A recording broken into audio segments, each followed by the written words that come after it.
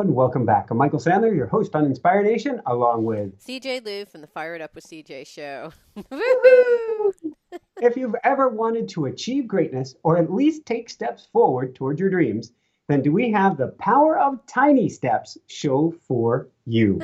Today we'll talk about the importance of tiny steps, when to take them, why they're so powerful, and one tiny little step in front of the other can truly lead you to greatness. That plus we'll talk about an anniversary walk, finding kryptonite, a pillar of energy, unpacking houses, slowly going live, great cranes, the power of group prayer, and what in the world the pitter patter of little feet, it's not what you think, has to do with anything. So, welcome back to the show, CJ. Are you ready to I shine? am ready to shine. Woo! Woohoo! All So, right. where do we even begin? What's the anniversary walk? So yesterday, Gideon and I were celebrating our 21st wedding anniversary. Congratulations. Yes, it was really nice. And so we were going on a long walk. We did a 10-mile walk through this area called the Arboretum. And we were talking about, we've been talking about I call it V3, version 3 of our life. So version 1 is like without kids, version 2 is with kids, and now version 3 is kids flying out off the nest in another 2 years. But one have already flown off. So yeah, so we were just talking about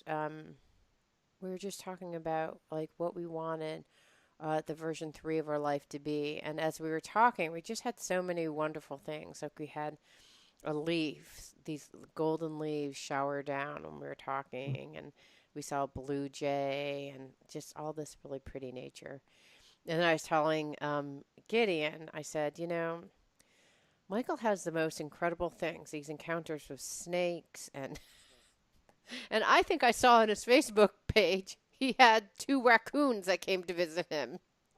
And there you have it, back of you. Two raccoons. It's just the most, I mean, they're unbelievable stories, honestly. So, I don't even know. So what happened? What happened with these raccoons? well, Tell me, I apparently must know. they found out we moved in the neighborhood because we moved houses, and they showed up in the driveway, and I think they Wait, lost did you have a Mama. relationship with these raccoons in the other house?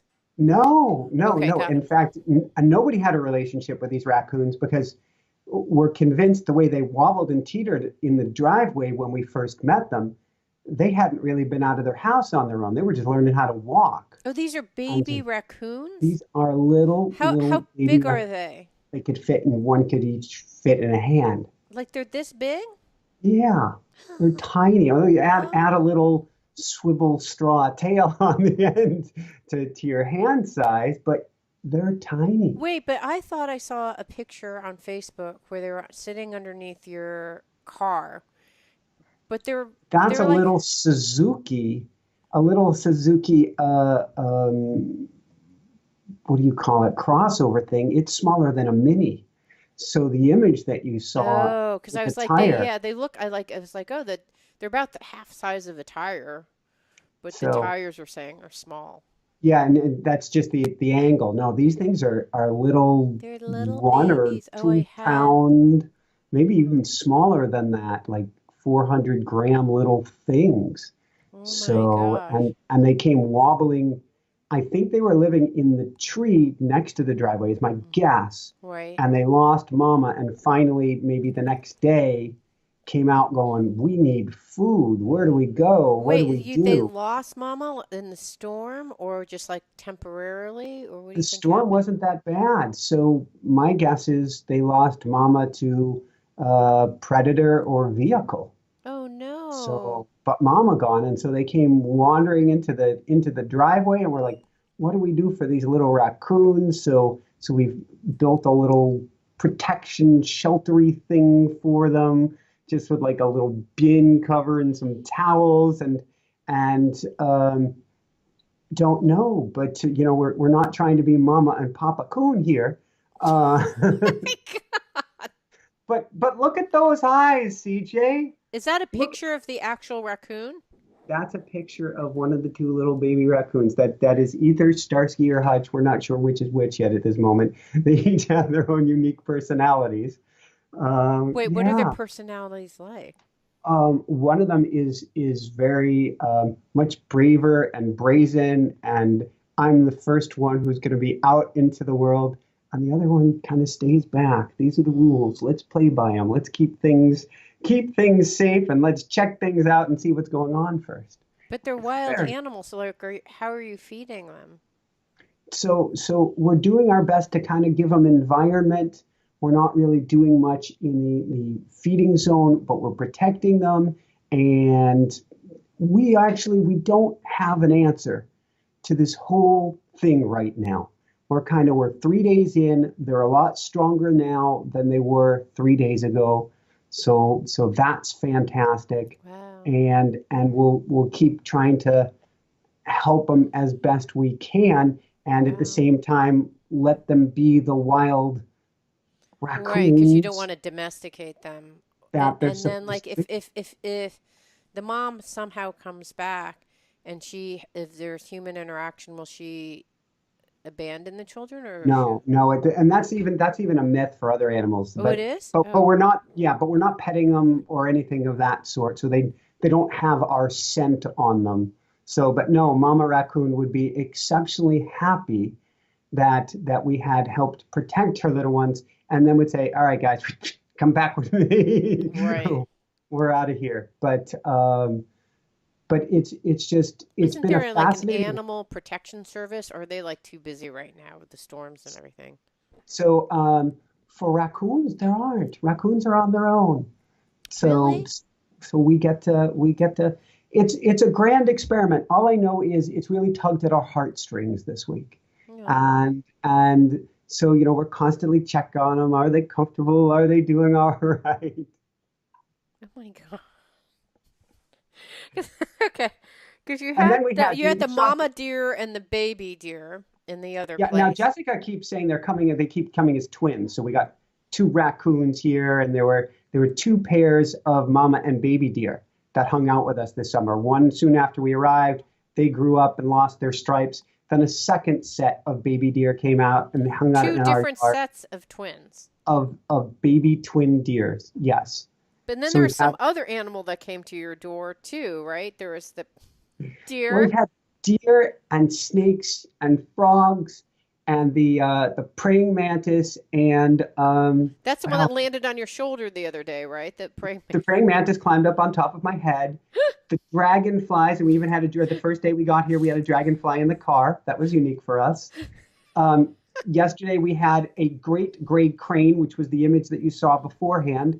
That was kind of doing its Zen meditation thing, standing in the ocean in front of us, and people are walking by going, "They don't come to the ocean. They go to the other side where there's the fresh water." And here's this crane standing, or they don't go where there's the waves and stuff, standing in front of us, and so I got a whole bunch of images just watching us for about half an hour, and us watching him. I mean, this thing has like I may be exaggerating, but a 5 or 6 foot wingspan. The thing is huge. So it's called a great gray crane, I don't think and I've ever seen a crane. I've seen it's other and I thought it was a much smaller. Wow, so it's really big. really big. So that's why I'll post that image online. It is tall. So and when it stands up erect, that neck is huge. So how tall is it if you were to measure it height wise? Like 4 feet? Yeah, that'd be about my guess. So Wow. a bird that's standing high. So we've been having lots of these special, and I'm sure I'm not even remembering a lot of them. Lots of these special experiences. Maybe Yeah, it's too. fish. Like the other place, you had fish eating off of your feet. Yep, Then you yep. had you Oh, and had we the do have the snakes winding snails. around the trail. Oh my We gosh. started with one rescue snail last year, which one thing led to the next, led to the next. We don't know what we're going to do about that one, CJ. I think we're approaching the double digits of snails in one of the fish bowls right now, Oh, right, because and you saved the snail, so you've like they're we someplace in your saved house, one snail. right? And then they And mated, right? well, what happened is we saved one snail, then we bought it some plants to eat the plants. That snail actually passed away, but on the plants came in a tiny, like 1 or 2 millimeter snail. That snail has produced other snails, which has produced other snails, which has produced more. And we have seen snails getting happy at this point. They have stamina, by the way. That's a whole story for another day. But now we Wow. have all these snails and we don't know what to do. We know that someday we want an animal sanctuary. We really know that. Now Well, is you not the already have an time. animal sanctuary. What do you mean one day? Well, You already. I've had the most I've had before was what? One cat, 4 dogs, 3 horses, and I'm not sure what else. Our heart goes out for animals. We want to save all the animals we can. We think of any of the natural disasters and what's happened to the pets and the Yeah. animals as well as the people. So someday, that's part of our dream is someday we will have an animal rescue shelter where animals that can't get adopted out have no place to go.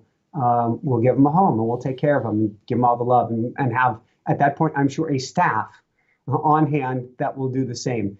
But they're finding us already. Well, did I tell you that last We week? had been in this house like overnight and they came, they're like, we heard you guys checked in. Can you help us Yeah, now? exactly. Well, the client that I worked with used to take care of sea otters, and so he was hired during the Exxon Valdez spill to clean off. Did I tell you about this last week? To clean off the oil off of the pelts of the sea otters, and he said that sea otters, it wasn't a big deal to clean off the oil, but the oils, their fur is not like the fur is really dense. So the amount of hair on a human head, 3 human heads would equal like, a 2 inch square patch of the amount of Wow. hair on the sea otters. And so when um, the oil from the spill got on their pelts and they had to clean them off, they cook off all the natural oils, and it took a really long time for them to kind of replenish those oils, for them to put them back in the, because they would be super cold, because they'd have none of their like warm protective covering with the oils. And he said they were just so cute. And he said, but they're wild animals, like, so he's like feeding these animals, and he said that because he had these babies that he was in care of, and so he'd be feeding these animals, and they'd be kind of looking at him like, "Are you my mom?" I don't think so, but he said he had so much fun with these sea otters, and that at night I didn't know this. My husband knew this. You may know this already, but they lock arms, and they sleep on their backs, and they just like lock arms, which I thought, oh my God, that is we, so cute. we've seen pictures of that, and these guys nuzzle into a little ball Oh, together, they're and you so can't tell cute. one from the other. It is the cutest thing. You just see these little black, cute little feet that are sticking out of the It's ball. just so cute. And raccoons, I love raccoons too because they're just so cute. We in our old house we had on our second floor we were sleeping, and we had a bed that, or our second floor rested on top of a roof that was kind of flat. And one night we woke up and we just heard all this scampering around, and we took this flashlight and we looked, and the raccoon was just like looking right back at us. And I mean, it didn't move. It wasn't. It was just like, yes. And then we're like, oh, they're raccoons. And then we are trying to get them off of our roof. We're like, you guys gotta get out of here. And then we kind of like we scooted them away. And then the next day they came, and you know how you have gutter like rain gutters that you put like a top on so that the leaves won't get into the gutters. They had Yeah, pulled all these rain gutters off of because our there's probably roof. nuts underneath them. I'm not sure what they wanted. They were just like total utter menaces, but they're so cute. And we actually have some raccoons in our neighborhood that every now and then just cross our, like one time one was hobbling by, like his leg had gotten messed up, and he came with his little babies, and or she. So I love raccoons. I think they're so cute. Yeah, they are. They're And very when cute. Jessica and I first started dating at her place, I think it was late one night or something, a whole bunch of raccoons came down out of the tree right behind her house, like pretty much on the deck. So it's like full circle. When we started our relationship, there are all these raccoons and baby raccoons, and here we are again, thinking of pitter patter little feet in the future and hear the pitter patter. It kind of set the tone for today. Yeah, no kidding. So that's basically what happened with your little feet. That's what you're thinking. Those not little Yeah, feet well, of babies scampering around, little but feet, and raccoon babies. I'm thinking of how if you want something in life, and this is such a common theme, my coaching, probably in your coaching too, we don't need to bite off everything at once. We can take tiny little steps in front of the other, and we climb almost any mountain. In this case, they, came into the driveway with these big eyes just Uh, looking at us, these platter eyes saying, "Help us." But they came with these tiny little baby steps. And if oh, we take those tiny steps towards everything, we're unpacking the house this week. We talked about last week all the, I don't know if I want to call it clutter. I haven't even brought much in, but it's hard to get settled in a place. And so right now, not every time I see something, but every time I see something by the door and I realize it, which with going with the show is not always, but take something out. Take one thing and move it. Take one thing and put it oh, away. that's Take smart. one thing and Yeah, take it to their house. Tiny little steps to start to get the place in order. right. And it's amazing how far those tiny steps carry. Yeah. Wow. Okay. So how many more boxes do you have? And how long are you going to be in this next place? We're in here for 7 months. Okay. And so most of the boxes are in the basement. A little bit's come upstairs. Some of the boxes are in the main area that I have promised Jessica that I'm going to work with after our interview today. Okay. It's been a triage process. So there's not too much out. She really has been Superwoman, although she goes, "Don't ever call me Superwoman. I'm handing my badge in. I am not Superwoman." She doesn't want to be Superwoman anymore. How No, come? but um, she wants to let go of that responsibility so that she can focus on her stuff rather than everybody's stuff, Got it. which I think is more than fair. Although once we do have kiddos, she may actually have to wear that badge again. Yeah. So Yeah, I it's, get it. How was it's she my guess. feeling? She's feeling much, much, much, much, much, much, much better. Oh, good. So So she's on new the road to house, recovery? much better air. She's on the road to recovery. I think I heard one sneeze, one rogue sneeze yesterday.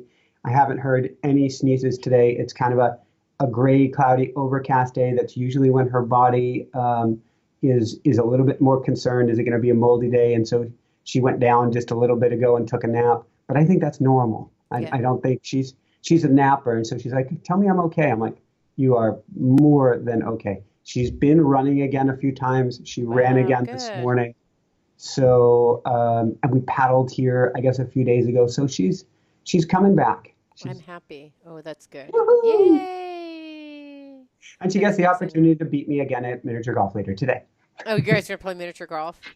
We're gonna do Fun. it's been our Friday evening thing 3 weeks in a row. At some point we'll find a new pattern, which is do a little bit of go-karting. So working on our cornering skills and Fun. then check out another mini putt-putt. It's our chance to kind of date, bond, and blow off steam from the week. Yeah. Today, after I get off the interview with you, then I have a phone call that I have to make. And then the two of us are going to go to Salish Lodge around here, which is really beautiful. It has these hot and cold baths and a steam room, and a steam room and a sauna. So you just rotate around this this room, which is probably about I don't know, probably about a 300 square foot room, which is full of these like gigantic pools, and you Uh, just walk around. So we're gonna do that and just kind of vegetate because it's raining out, so I don't really know if we can do any more walks or outdoor things. If we could, we would. So that's the last part of our celebration. So Yay! yay, So it's yeah. been more of a celebratory week for you then, Yeah, or I just mean, a day. yesterday was the actual anniversary, but usually on our anniversary, we like to spend a weekend away from the kids, or in this case, the kid, because we now only have one. Sorry, So, we're out of here. yeah, but yeah, no, it's important actually when you have kids to just take private one-on-one time, because otherwise it's few and far between, for us at least. I mean, for some families, I mean, we always made a priority to go on walks, to go on date nights, but then anniversaries we and birthdays we also make another point of like getting away and just being with each other. So, and I have to tell you that those kind of investments in your relationship when you have a family, once you guys are on your way to having a family, so, so important, We hugely important. haven't, an admission here, we haven't taken a trip together. I don't know how many years, CJ, No, you because guys went to the beach. a trip other than a day trip Oh, with our kitty cats, and I think just yesterday we may have found a good kitty cat sitter oh, that would right. allow us to go out of town. So it's one person visits the fam or the other person, but Oh, we haven't gone anywhere together in years. And we love our kitty cats, and that's quite all right. But it would, in fact, somebody said last night, so now that you've found a kitty sitter, where do you want to go? I'm like, that's a good question. yeah. Well, it's so beautiful around the area that you're in right now. I mean, you live in a beautiful place, so it's kind of hard to like, why would you leave it? Most people are coming to where you live It's versus, true. And I have absolutely no complaints. And after the storm passed and Maria, which was horrific for people, and I want to talk real briefly about sending prayers out to people around the world who all sorts of these situations in a little bit. But when Hurricane Maria came here, we were supposed to get tropical force winds. Thankfully, didn't even get that. And the day that was supposed to be the worst, the water had maybe like 6 inch to a foot waves, and I was out swimming, and it was wow. sunny. And I'm going, oh, thank God! What a special! I thought we were going to be hunkered down all week. Right, What a right. special, Wow. special treat. Yeah. Wow. Wow. Okay, so what's the group power prayer for group Well, we prayer? had on earlier this week Lynn McTaggart, and if you can, I'd have her on your show. She wrote The Field. Mm-hmm. She wrote, oh, forgive me, a book about intention, and she wrote her most recent book, which is The Power of Eight, which is talking about the power of group intention and group prayers, whether small groups or large groups. She's an investigative reporter, so for the last She 20 is? years, she Wow. is. That was So her for the work last before doing, I thought she was like a health person, health Well, she's an spiritual. intention person. She's one Oh. of the law attraction experts out there, Oh, I had no kind of in the idea. Okay. field of Dean Radin or Edgar Mitchell, and she does or any of these researchers at different schools who actually looks at how um, we can change an event or change a pH of water or change the outcome of something. They've even done peace experiments, sort of like the Transcendental Meditation Group who did the Washington, D.C. crime experiment and reduced crime. She's done experiments with up to 10, 12, 15,000 people having a same group intention at the same time. And what that does, that makes a scientifically, statistically valid difference. I Hmm. know I'm not saying that right, but Yeah. she does these huge experiments. In fact, she has one, it'll be over by the time we air, but she has one starting tomorrow where 10, 12, 15,000, maybe more than that, people are going to get online together and for 6 days pray for peace, specifically in a couple cities, I believe in America, where there's statistical evidence of what's going on. And so you can actually track the results. Wow. And Okay, that's cool. Wait, tell me the website because I'm going to post our YouTube video today so people who want to okay, see it it. is, I believe it's American Intention Experiment.com. Okay. Wow. Okay. And I will get you that link. So if people are listening or watching and that doesn't turn out to be the link, I'll give it to you so you can post it Okay. on the YouTube page. Okay. And we're gonna participate in it. We're urging everybody to participate. We included in our newsletter today. Is it just Um, a once every quarter, or how often is she doing these groups? well, she does different ones around the world at different times, so it's not a specific um, do one every 6 months or something like that. I can't say how often she does Right. them, but they're powerful. They have statistically proven results. They did one in Sri Lanka with the war going on there. And she's like, did it make a difference? I can't say whether it made any difference or not. But here's what happened after that. War ended, number of people getting injured went down, number of people getting killed goes down, da da da da da da da. And when they do this thing, they've had a track record of results. As an investigative reporter, she goes, I can't say it's me. I can't say it's what we're Right. doing. Yeah. However, what was most cool about this is she gets groups together, whether it's thousands, which are going to participate in this American intention experiment, which is really a peace experiment for the world. If we can bring peace to two cities, we can start to bring peace worldwide. We can get a critical mass. But what happens is she breaks people into little groups to do this as well. Hmm. For instance, there'll be a group of 8 people, and in that group, they will either each set an intention for each other and pray for each other, or they will come together as a group of 8 and pray for somebody or something else. And the wild thing is, everybody's health improves, everything improves by not focusing on themselves. Oh, interesting. By So you're saying, praying, so let's just say that you and I were praying, and Jessica, and we got 8 other people, and yeah, I was praying for your behalf. My health would improve, even though I'm praying for. I'd pray for Jessica. Let's say, even though I was yeah, praying for Jessica, my health would improve as well. Is that what you yes, meant? or like exactly, or for instance, let's say we got a group of 8 or more of us together, and we prayed for everybody on Puerto Rico to be able to get food and water and needed resources. The situation in Puerto Rico may improve.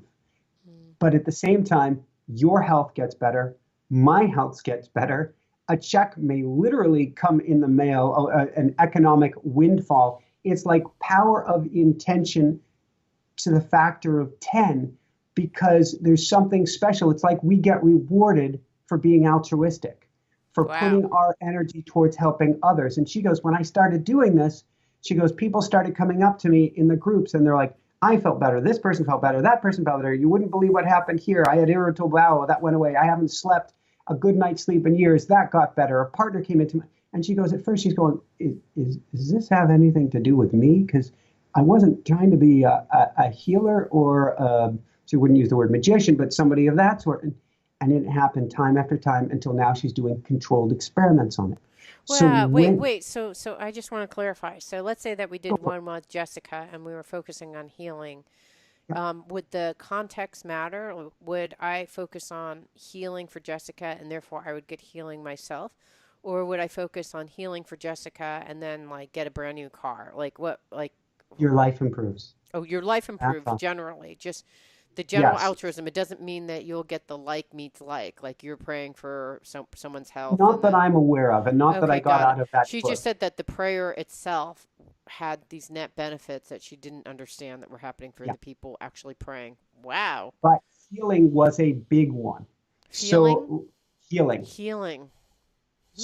So let's say your shoulders are sore, your back is bothering you, your feet are bothering you, something's bothering you, but you're not concentrating on yourself. You're concentrating on helping Jessica to feel better, for instance. And 8 people get together and they're concentrating on Jessica getting there. One of the fascinating things in this too is that, and they looked into brainwave states. When 8 people get together and are focused on somebody else, it drops you into a meditative state that's very similar to like a Zen person who's been meditating for years or is going to do Andrew Newberg and his experiments, a brain neuroscientist, and how a very highly skilled meditator may need to work for an hour after doing this for years to get into that state.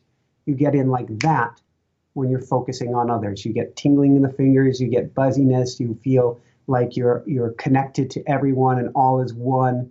All of this magical stuff seems to take place as you're focusing on all together on that intention. So in this case, it's Jessica. Will Jessica feel better? Statistically speaking, absolutely. Makes a big, big difference. And Will but you feel better? does Jessica have to be in the room while we're doing this, or like it's just Jessica doesn't have to be in the room. Jessica doesn't even have to know about it. She uses example after example in the book, The Power of 8. There's even in one example a teenager who, in a moment of teenage angst, threw himself off of a 40-foot roof or something because his girlfriend broke up with him and broke almost everything in his body, wasn't expected to make it. Horrific situation. And they did prayer work, and all they know is that each time they did prayer work, all of a sudden there's a phone call from the parent going, "You'll never believe what happened. You'll never believe what happened. You'll never believe what happened. This kid wouldn't have believed in the power of this if you told it to him. Oh, what are they into? So it wasn't a placebo effect because not Right. only did he believe in it, didn't even know So the about mom it. never told him that she had this prayer group going off on the side. Wow. And So, but what's the for you, magic but of eight? Yeah. I just want to go Yeah. the last piece here is you focusing on Jessica. All of a sudden, your back feels better, your neck feels better. You start to get a healing benefit, not as a like because of like. It's sort of you're plugged into the field is the best way to describe it. Ah, I see. Okay. So when eight of you are there, there's somehow a magic of eight. I don't know. I'd like to hear what the magic is, but So that's kind of the number that they started with, and it's worked. So they've just stuck to that, and they had found that from some previous experiments. So they said, we know that seems to do something. Let's stick with that number, and it's worked. So it could be a magic of seven, could be a magic of five. They haven't tried it, but they know eight works. So they're going with groups of eight or larger. mm, An interesting thing they found is that while huge groups do have some sort of a mega difference, the small groups can have as powerful of a difference. So it doesn't hmm, need to like eight be, or 800, it could be exactly the same. it could be the same. Now, to me, I think to everyone and to her as well, if you want to change the world, let's get as many people praying or intending together as we can. Right, because you're But helping all those people get into the zone, so to speak. yes, but Wow. even eight people makes a difference. And if you're Wow. one of those eight people praying for someone else, it makes a huge difference in your life, in how you feel, in how you see the world, and how you experience, how your awareness grows. It's kind of a spiritual expressway, we can say, in Mm, consciousness. You know, So that was, I've been listening to a lot to Nataji, who is this teacher that has been teaching me about Kundalini. And what a Kundalini teacher does is that they are holding, they have reached a certain stage of awareness and insight and enlightenment, so to speak. I don't know if he's enlightened, but he's certainly able to merge and be in a non-dual place where it's like he's in this reality simultaneously being with multiple realities. And I know that because when I went to watch him, I saw him and what he does through the conveyance of his eyes, it's called Shakti Put. He does an eye transmission, and then through the conveyance of his eyes, you actually see it's kind of like a borrowed benefit, so to speak, of you can then reach his level of consciousness through his eye transmission. And so, and I have saw all sorts of things that I don't see normally if I'm walking around. So I know that he has some type of ability. But I was thinking about that as you were talking because I guess what so if you think about what he's doing, he's someone who's cultivated his life over the last 40 years to be in tune with consciousness, higher consciousness, and be plugged in. And so he takes his plug and through looking at you, plugs you like lets you in on the secret, so to speak. So it kind of makes sense that if you had eight people and they come in this place of truly intending to heal someone or help someone, that just the power of all of them together, in this case, it's like one human being who's like harnessed all this power and energy and enlightenment, and he's like conveying that to you. But in this case, you have like eight ordinary schmucks, like walking around, right? I'm assuming these are just like eight people who pray. There's it's just eight nothing people. magic. It just seems like I think it's the coolest thing that the fabric of the universe is designed that the more we come together in groups to help each other, the more we're rewarded for it. And so Yeah. it's like the spiritual expressway to connect with consciousness or to heal or to feel better or to gain awareness comes from focusing on somebody else Yeah. and focusing on somebody else together with others who are doing the same thing. I just think that's like the coolest fabric or wiring possible Yeah, it and sounds like such you get into a a field of shift. vibration and then when you're in that field of vibration, just like the guru would convey energy through his or her field of vibration. The group conveys it through, and they talk about that in yoga too. That the calmest person, everyone will kind of snap to the energy and vibration of the calmest person in the room. It's just there's something powerful about that person being that calm that everyone, they may have come in like vibrating at this level or like vibrating at this level, and then they'll like vibrate at a higher level just by being with that calm, happy person. I just, We it's the call it, same thing. But so what is it called? Attunement? No, no, what is it well, yeah, called? attunement, like a tuning fork, Yeah.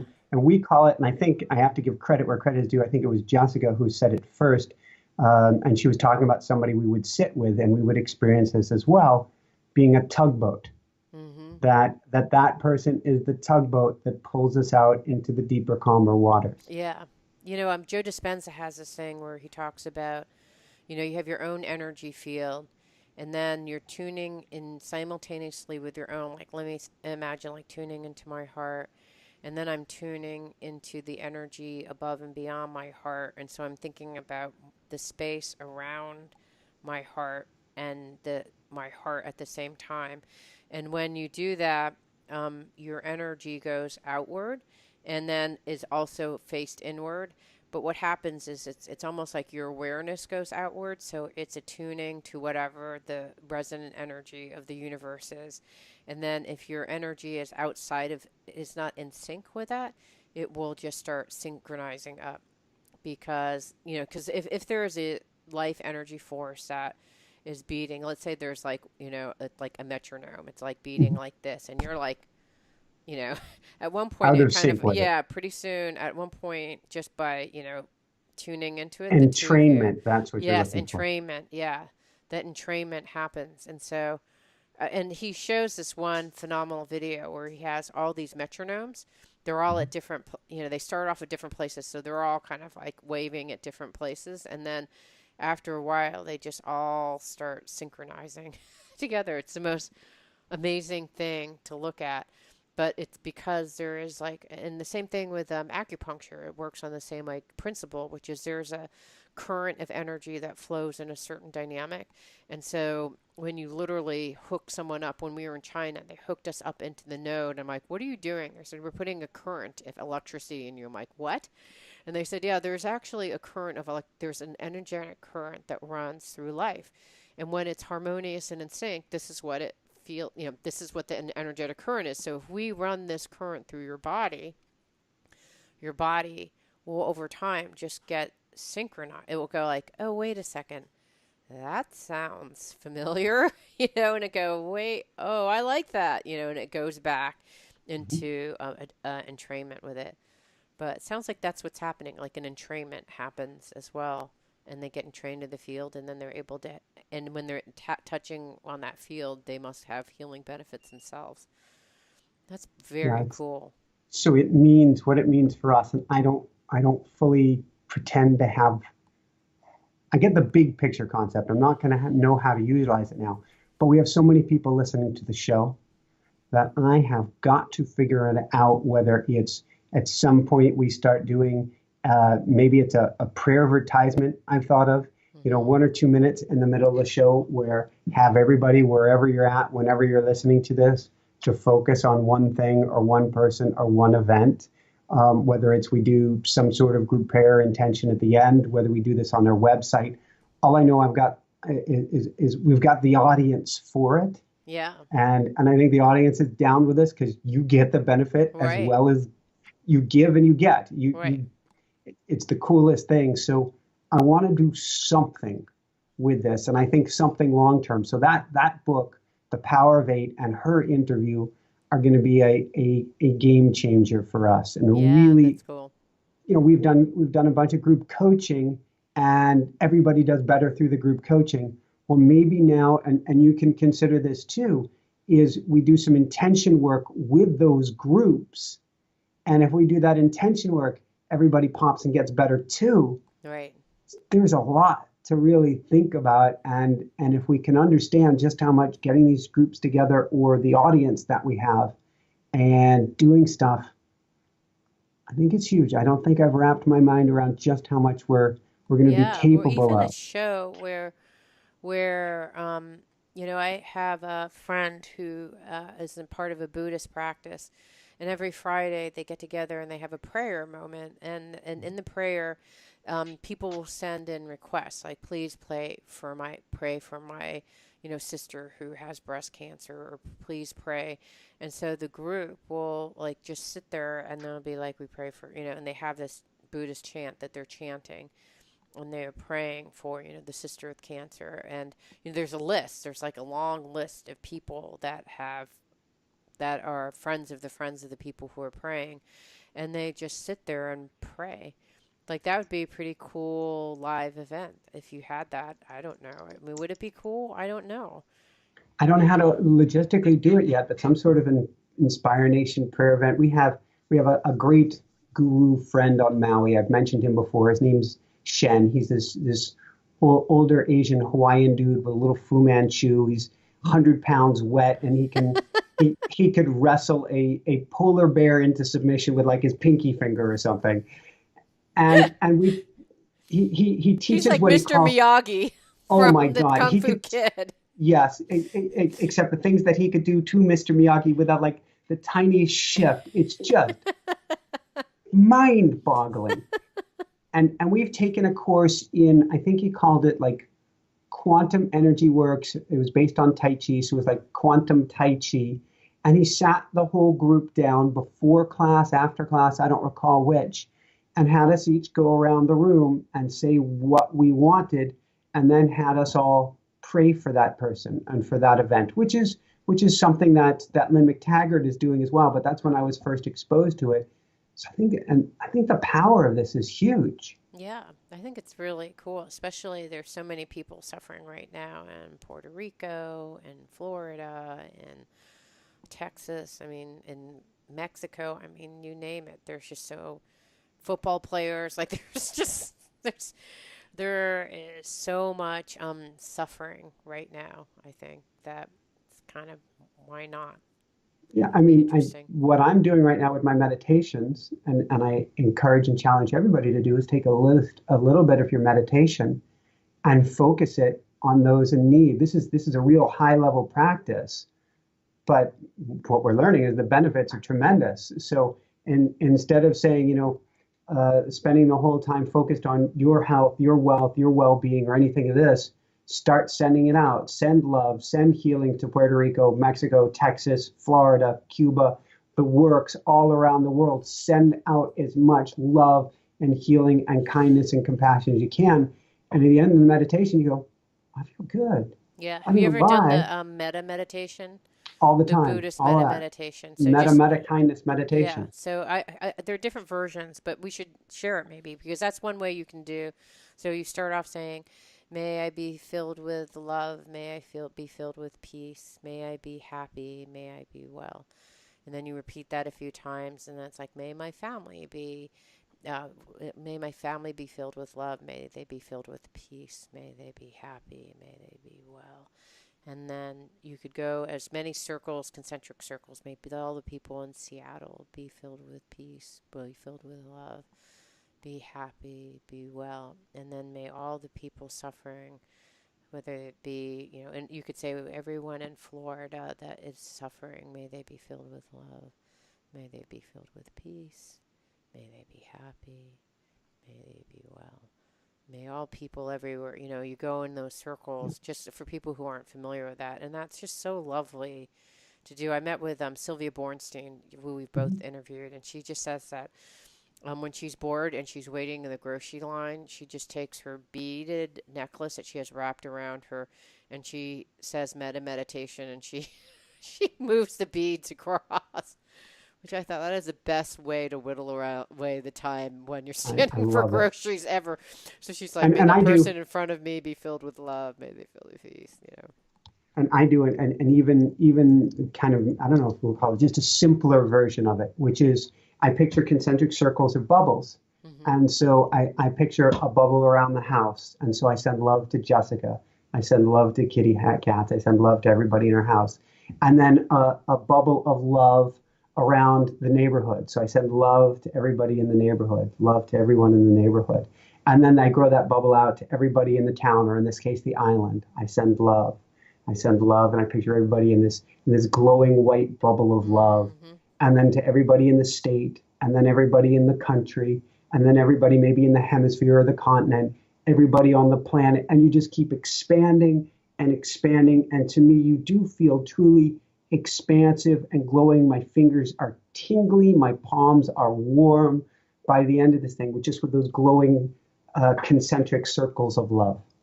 That's nice too. So it's for you, it's more of a visualization. It's not like a chant. So yeah, it's to me the um, the word is important. Whatever word I want to send love, I want to send light, I want to send. But I'm yes, I am visualizing that bubble of love of a glowing white light or a glowing white and pink light or a golden light, whatever it is, and seeing that expand and just envelop and include everyone and everyone and everyone. Yeah, that's nice. Those are both very nice. Well, those are prayers that you Woo! can lead people through Yes. during your Inspire Nation So intentional hour. in what little time we have left, what's finding kryptonite? Oh, well, last week, um, I found myself saying, I don't have time to deal with this. I don't want to deal with this right now. I just don't want to deal with it, and I thought, well, this is funny because here life is bringing you something and you don't have time or you don't want to deal with it or it's inconvenient. And at the same time, if you are completely present to what life is bringing you, it's there's something in that something that you don't want to deal with that you must attend to because that's what life is bringing to you. So you can go around saying like I want to be present, I want to be present, and then when life we are present and life brings you something and be like I don't want to be present, I don't want to be present. And so I was noticing that there's themes, and the themes that I picked up were my kryptonite. They're it's called character world dynamics. I think it's from this body of work called family constellations. I'm not sure. Don't hold me to it. But someone said, "Oh, it sounds like family constellations." I don't know. But it's the idea that you have certain roles that you play in your family. And so, when I'm in the presence of my mom or my brother or my father, they have certain types of roles where my so like let's say for part of my family members are very emotionally unboundaried, kind of like volatile, and so as a result of that, when I'm around that, I just get really like I in the whole flight, fight, or freeze, I just freeze, freeze, pretend I'm not there, and then I try not to get involved with that other person. I just kind of freeze and then I get to a really like solid place and I get to a really grounded place where I'm like, okay, here's the thing. You need to do this. I get super calm and rational and I just start like coming together with plans and solving whatever kind of chaos is happening. So that's one mode. And then the other one, and so my kryptonite is that when I'm around those people, I lose myself in that whole process. Because when you kind of go into, okay, you do this, you do the, it's like, Commander mode. yeah, you go into commander mode, you lose sense of yourself. And so that's one of my kryptonites. And then the other kryptonite, due to a dynamic that I had with my family. Again, the roles that you play in a whole movie, a movie set, oh, I'm the like calm commando one, they're the irrational, crazy ones. And then there's another one in which the person is really sad. They're really, really sad and they can't get it together and they like try, but they can't try hard enough. And they're like, no matter what they do, they seem to fail, that kind of energy. And when I'm around that, my heart completely goes out to them. And to the point where I, at one point, was feeding a homeless man in our house. And then he started bringing us friends to feed homeless people in our house. And I was like, okay, this is getting to You be, took raccoons to a whole nother I level. know, it's becoming too much. So, but it's my kryptonite. And so when I recognize that that had these two areas, and so when that happens, I just give too much. Like I'm just overly effusively giving of myself and like trying to help them solve problems, and so that's not helpful either. So those are my two. As I recognize like why is this? I don't want to deal with this. I don't want to deal with this. Really, what it was these two dynamics coming into play with two different people that were in my lives who either were unboundaried or wanted a lot of energy from me or was just like too, I call it schmooped out kind of too. Oh, I can't do anything. And then I would be playing these roles just automatically, so not people in my family, but new friends that would come along playing these roles, and I would just instantly snap into my role in this dynamic in both cases.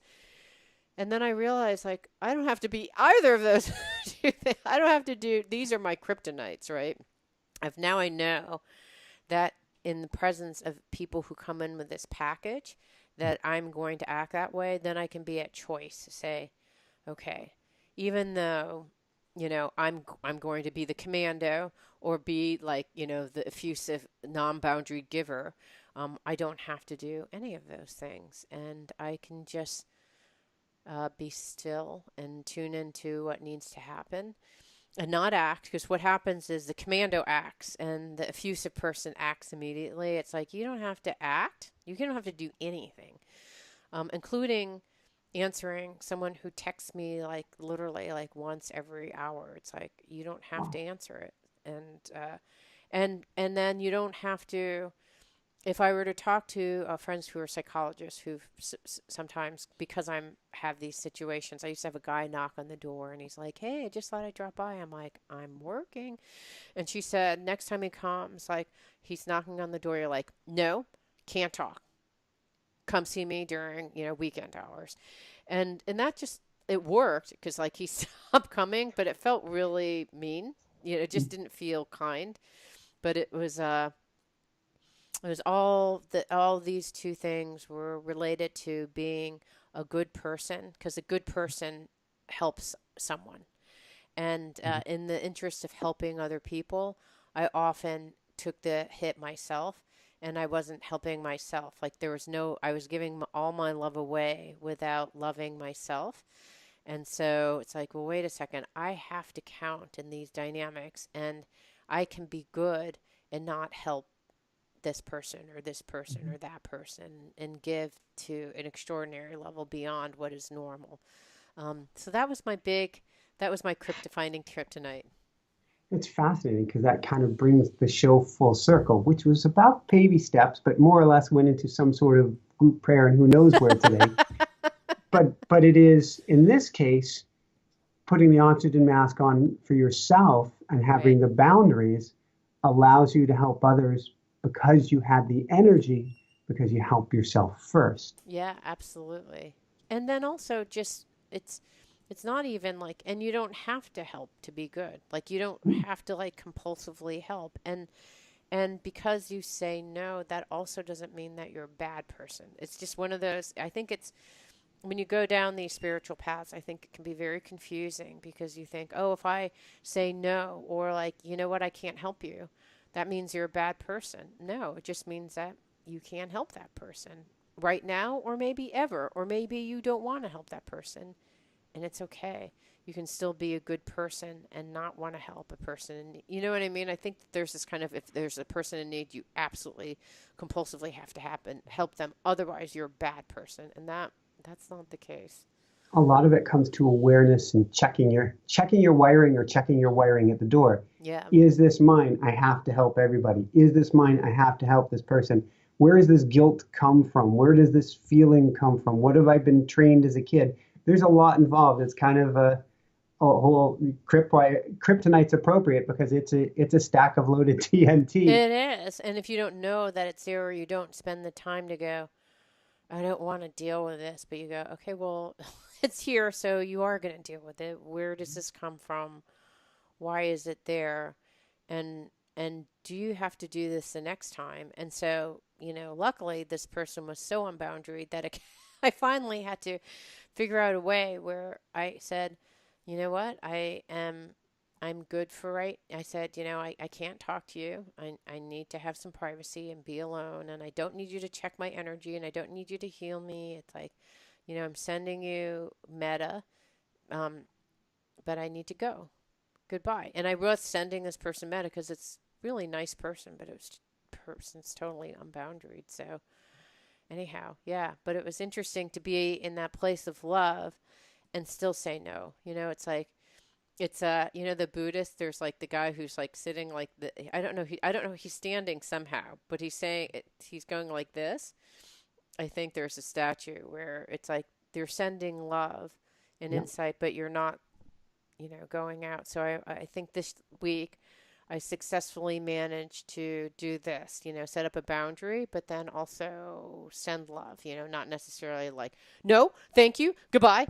Like this is the kung fu thing, like martial arts, like, go away. I was just kind of like, no, no, and that felt really good. So, Woohoo. yes. Thanks for kryptonite. And thanks for little annoying things that if you look into, they can actually be really wonderful, right? I mean, this was a huge learning for me, so that was good. Awesome. Yeah. Any last things you want to share? We know we need to get you going No, here. no, nope, I'm good. How about you? I challenge people to step forward towards whatever scares you, whatever you want to do, whatever you've been hesitant to, whatever you felt I'm not ready to. Step forward, but you don't need to take big steps to it. Take tiny, little, consistent steps. Set aside an hour a day. Set aside half an hour a day. Set aside 10 minutes a day. If you make, for instance, if you want to write a book and you say, I don't have time for a book, all I can write is maybe a page. That's all I've got time for. But if you wrote a page a day, you have a novel Right, that's in a true. year. That's absolutely true. That's 5 or 10 minutes. Yeah. You can accomplish anything with the tiniest little baby steps, just like the raccoons scurrying up into the driveway and looking at us with those big platter eyes saying, Save us. I love it. So, for everyone, including the little tycoons out there, this is Michael Sandler and CJ Lou. saying, Be well, have fun, take tiny little raccoon baby steps forward, and shine bright. Woo! It means so much to me that you're listening to the show and would love your support in any way by giving me comments below or to subscribe to the show or share the show with friends. Thank you again for your support, love, and blessings.